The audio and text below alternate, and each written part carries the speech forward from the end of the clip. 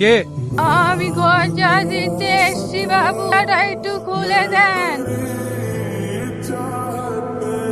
ঘর তো পরিষ্কার আছে, কি ঝাড় দেবে? ঝাড় না দিলে আমার চাকরি থাকবে না বাবু। তাড়াতাড়ি করো আর এখান থেকে যাও। মালতী, দরজাটা খুলে দে। আবার কে আসলো?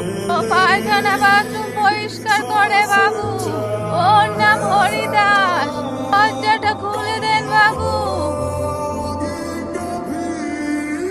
সালু আর আসবে না বাবু, ও উপরে চলে গেছে। উপরে মানে?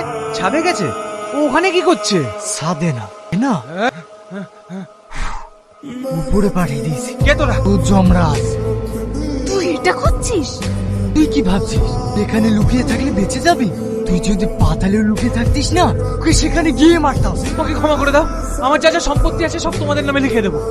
আমাকে মেরো না। ঝুমা!